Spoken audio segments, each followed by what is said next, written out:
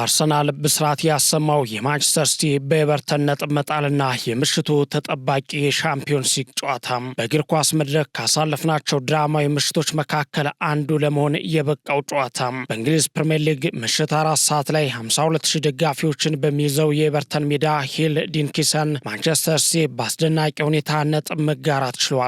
የፔፕ ጋርዲዮላ ቡድን ከ1-0 መሪነት ወደ 3-1 ተመሪነት ባመራበት ጨዋታ የዶኩ የ96ኛ ደቂቃ ግብ ማንቸስተር ሲቲን ከሽንፈት መታደግ ቻለች። ምንም እንኳ ሰዓቱ ካበቃ ከ50 ሰከንዶች በኋላ ግቧ በመቆጠሯ ዳኛው ቀድመው የጨዋታውን ማብቂያ ፊሽካ ለምን አልነፉም ተብሎ ቢወቀሱም ለማንቸስተር ሲቲ ግን የዋንጫ ተስፋቸውን ከመክሰም ታድጋለች። ጨዋታውን ገና ከእረፍት በፊት በአስደናቂ ጎል ሀብሎ የጀመረው ዶኩም በድጋሜ በ96ኛው ደቂቃ ላይ ወሳኝ ግብ በማስቆጠር ሲቲን ከሽንፈት አድኗል። በእንግሊዝ ፕሪሚየር ሊግ እጅግ አስገራሚ ድራማ በተከሰተበት ጨዋታ በኤቨርተን 3-1 ተመርቶ የነበረው ማንቸስተር ሲቲ ተስፋ ሳይቆርጥ እስከ መጨረሻው ደቂቃ በመታገል ጨዋታውን 3-1 በሆነ ውጤት አጠናቋል። ከዚህ በፊት የመድፈኞቹን አርማ በትንሽ ሃይላንድ ላይ ለጥፎ የአርሰናልን እንባ እንደዚህ እንጠጣዋለን እያለ በማሳየት መነጋገሪያ ሆኖ የነበረው የሲቲ ደጋፊ ትላንትም ኪሱ ውስጥ ሃይላንድ ይዞ ሊጨፍር ተዘጋጅቶ የነበር ቢሆንም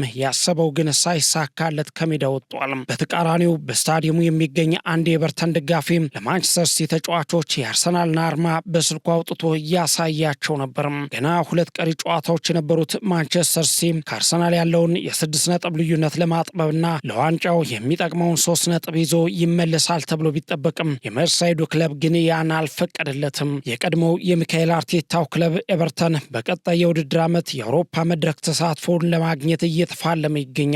የራሱን ህልም ለማሳካት እየተጫወተ ያለው ኤቨርተን በምሽቱ ጨዋታ ግን ከራሱ በላይ የመድፉን መንደር ሰዎች በደስታ አስፈንድቋቸዋል። 52000 ተመልካቾችን በሚይዘው አዲሱ የኤቨርተን ሜዳ ሂል ዲንኪሰን በተጨማሪም በዓለም ክፍሎች ሁሉ ይህንን ጨዋታ ከአርሰናል ደጋፊዎቹ በላይ ተመልካች የሚገኝለት አይመስልም። ታዲያ የእነሱም ቋጠሮ ሰምሮ በባሪ 2 ግቦችና በኦብሪ 3ኛ ግብ ታግዘው እንደ ተኩላ ከሚናደፉት የፔፕ ልጆች ጋር ነጥብ መጋራታቸው ለመድፈኞቹ ትልቅ ውለታ ነው። ማንቸስተር ሲቲ ከ1-0 መምራት ወደ 3-1 መምራት የተፈጠረውን አስደንጋጭ ቅልበሳ በኤርሊንግ ሃላንድና በዶኩ ግቦች ታግዞ የአቻነት ተስፋውን የጫረ ግብ በማግኘት ለዋንጫው የነበራቸው ተስፋ ሙሉ ለሙሉ ከመክሰም ተርፏል። በእርግጥ የፔፕ ጋርዲዮላው ቡድን ነጥብ ቢጥልም በዋንጫው ፉክክሩ ላይ ያለውን ጽናት ግን እስከ መጨረሻው ለማሳየት ጥሯል። አርሰናል አሁንም የነጥብ ልዩነቱን 5 በማድረግ በመሪነቱ ቀጥሏል። ሆኖም የትላንቱ የሲቲ ከመሸነፋቸው ይሻላል። አሁንም ፉክክሩን በቀሪ ጨዋታዎች ተጠባቂ አድርገዋል። መሸነፍ ቢሆን ኖሮ ፉክክሩ ሙሉ ለሙሉ አብቅቶ ነበር። አሁንም ግን ከ80% በላይ ያበቃለት ይመስላል። በምሽቱ በዚህ ጨዋታ 100% ከማብቃቱ ወደ 80 እና 90% የተመለሰው ፉክክሩ አሁን ላይ የአርሰናል የራሱ ጥረት ይወስነዋል። ኤቨርተኖች ለቀድሞ አንበላቸው ለአሁኑ የአርሰናል አሰልጣኝ ሚካኤል አርቴታ ደማቸውን ገብረውለታል። መድፈኞቹ በቀጣይ ላለመውረድ ከሚጫወተው ዌስትሃም ጋር ከባድ ጨዋታ ይጠብቃቸዋል። አርሰናል ከቀሪ 3 ጨዋታዎቹ ምናልባትም ሊከብደው የሚችለው ላለመውረድ የሚፋለመው ዌስትሃም ብቻ ነው። ዋንጫ ላለማጣትና ላለመውረድ የሚደረግ ከባድ ፍጥጫ በዌስትሃም ሜዳ። አርሰናልም ዋንጫ ለማሸነፍ ድል ማድረግ አሊያ ነጥብ መጣል ወደ ዋንጫው ፉክክሩ ድጋሚ መመለስ። ለሁለቱም የዋንጫ ጨዋታ ዌስትሃም ከአርሰናል የዓመቱ የዋንጫውን ወሳኙ ጨዋታ፣ አንደኛው ላለመውረድ፣ አንደኛው ዋንጫውን ለማረጋገጥ። አሁን አርሰናል በራሱ መወሰን የሚችልበት ትልቅ እድል አግኝቷል። ማንቸስተር ሲቲ በበኩሉ ሌላ ለቻምፒዮንስ ሊግ የሚፋለሙ ጠንካራ ክለቦች ከፊቱ ይጠብቁታል። ብሬንትፎርድ፣ ክሪስታል ፓላስ፣ በርንማውዝና አስቶን ቪላ የማንቸስተር ሲቲ ቀሪ ጨዋታዎች ናቸው። ዌስትሃም፣ በርንሌይና ክሪስታል ፓላስ ደግሞ የአርሰናል ቀሪ ጨዋታዎች። ፔፕ ከጨዋታው በኋላ አርሰናል ሁሉንም ጨዋታዎች ካሸነፈ ዋንጫው የነሱ ነው ብለዋል። የዋንጫው ፉክክሩ ገና አላበቃም ያሉት የማንቸስተር ሲቲ አሰልጣኝ ፔፕ ጋርዲዮላ ቡድኑ ዛሬ በጣም ጥሩ እንቅስቃሴ አድርጓል ሲሉ አድንቀዋል። በሁለተኛው አጋማሽ ቡድኑ ትንሽ ተቀዛቅዞ እንደነበር የገለጹት ጋርዲዮላ ጎል ሰጥተናቸዋል፣ ከዛ በኋላ ወደ ጨዋታው መመለስ ችለናልም ብለዋል።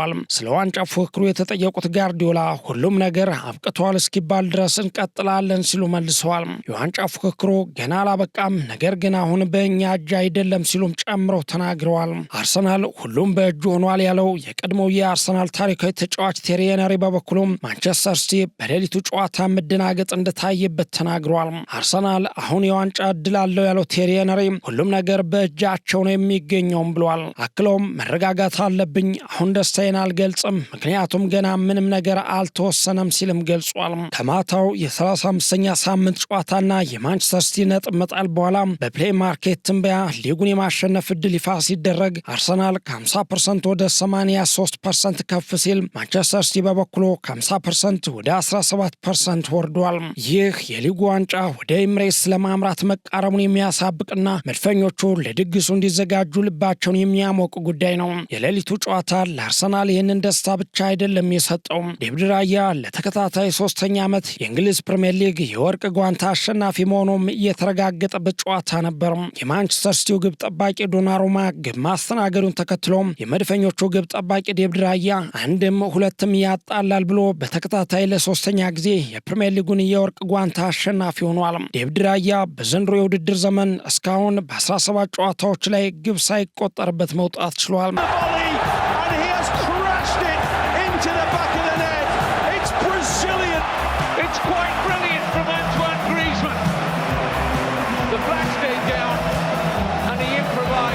መድፈኞቹ ምናልባት ዛሬ ምሽት ደግሞ 3ኛ ደስታቸውን የሚያጣጥሙበት የራሳቸው የሆነ ጨዋታ ይጠብቃቸዋል። የአውሮፓ ሻምፒዮንስ ሊግ የግማሽ ፍጻሜ የመልስ ጨዋታ ዛሬ ምሽት ይደረጋል።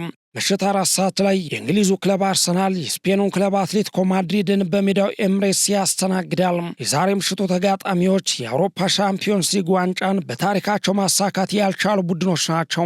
በተለያዩ ጊዜያት 3 ጊዜ ፍጻሜ ተፋላሚ መሆን የቻለው አትሌቲኮ ማድሪድ ወደ ፍጻሜ ለማለፍ ከመድፈኞቹ ከባድ ግጥሚያ ይጠብቀዋል። በአሰልጣኝ ዲያጎ ሲሞኔ የሚመራው አትሌቲኮ ማድሪድ በሩብ ፍጻሜው ሌላኛውን የስፔኑን ክለብ ባርሴሎናን በድምር ውጤት በማሸነፍ ለግማሽ ፍጻሜው መብቃቱ የሚታወስ ሲሆን በመጀመሪያው ዙር የግማሽ ፍጻሜ ጨዋታውን ከአርሰናል ጋር በሜዳው አድርጎ 1-1 መለያየቱ ይታወሳል። ግማሽ ፍጻሜው እስከሚገኙ ቡድኖች ውስጥ በወቅታ ቅድመ ትንበያ መሰረት ለዋንጫው ዝቅተኛውን ግምት ያገኘው አትሌቲኮ ማድሪድ በመድረኩ ለ4ኛ ጊዜ ለፍጻሜ ለማለፍ ይጫወታል። በዚሁ ቅድመ ትንበያ መሰረት ለዋንጫው በቀዳሚነት የተገመተው አርሰናል ወደ ፍጻሜው ለመጓዝ የሚያደርገው ፍልሚያ በሜዳው የተሻለ የአሸናፊነት ቅድመ ግምትን አግኝቷል። አርሰናል በታሪኩ አንድ ጊዜ ብቻ የአውሮፓ ሻምፒዮንስ ሊግ ፍጻሜ ላይ የተገኘ ሲሆን በፈረንጆቹ 2006 በመድረኩ የፍጻሜ ጨዋታ በባርሴሎና ተሸንፎ ዋንጫውን ማጣቱ ይታወሳል። የሰሜን ለንደኑ ክለብ አርሰናል በታሪኩ ለመጀመሪያ ጊዜ የአውሮፓ ሻምፒዮንስ ሊግ ዋንጫን ለማሳካት የሚያደርገው ይህ ጨዋታ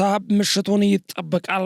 መድፈኞቹ ባለፈው ዓመት በመድረኩ ኃያል የሆነውን ሪያል ማድሪድን አሸንፈው እስከ ግማሽ ፍጻሜ መጓዝ ቢችሉም በፒኤስጂ ተሸንፈው ለፍጻሜ ማለፍ ሳይችሉ ቀርተው ነበር።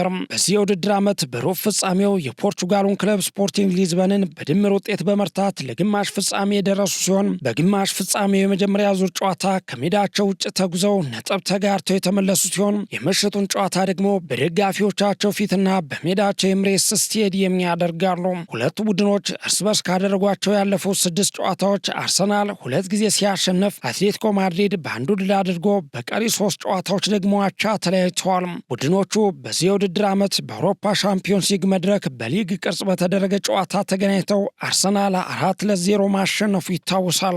አርሰናል በበኩሉ በምሽቱ ጨዋታ የተጫዋቾቹን ግልጋሎት የሚያገኝ ይሆናል። በጨዋታው ማርቲን ኦዴጋርድና ካይ ሃቨርትዝ ዝግጁ መሆናቸውን አሰልጣኝ ሚካኤል አርቴታ አሳውቀዋል። ማርቲን ኦዴጋርድና ካይ ሃቨርትዝ መመለሳቸው ለእኛ መልካም ዜና ነው ሲሉ የተናገሩት አሰልጣኝ ሚካኤል አርቴታ ጁሪየን ቲምበርግን አሁንም ከቡድኑ ስብስብ ውጭ መሆኑን ተናግረዋል። ወደ ሜዳ የምንገባው እንደ አስፈሪ አውሬ ነው ያሉት የመድፈኞቹ አሰልጣኝ ሚካኤል አርቴታ የዛሬውን የሻምፒዮንስ ሊግ ጨዋታ ለማድረግ ጓጉተናል ሲሉ ተናግረዋል።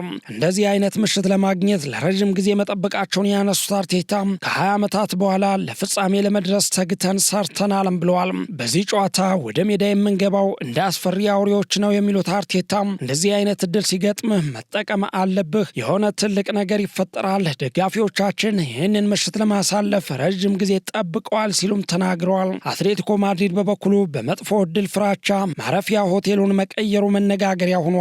አትሌቲኮ ማድሪድ በለንደን የተዘጋጀውን የቡድኑን ማረፊያ ሆቴል መቀየራቸው ተሰምቷል።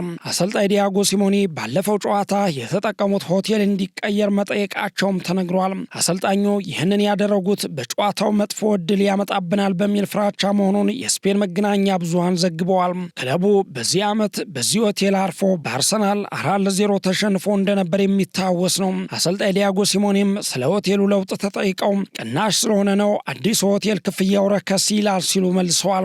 አርሰናል ከአትሌቲኮ ማድሪድ በኤምሬስ የሚያደርጉትን የምሽቱን የሻምፒዮንስ ሊግ ተጠባቂ ጨዋታ ጀርመናዊው ዳኛ ዳንኤል ሴበርት በመሃል ዳኝነት እንዲመሩት ተመርጧል። አርሰናል ከዚህ በፊት በዚሁ ዳኛ እየተመራ 3 ጨዋታዎችን ሲያደርግ ሁሉንም ጨዋታዎች ማሸነፍ ችሏል።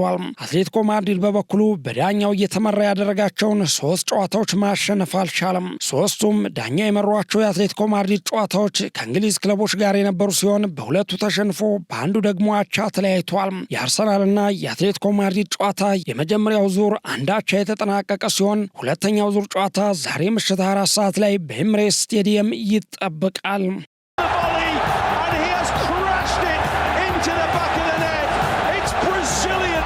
It's quite brilliant from Antoine Griezmann.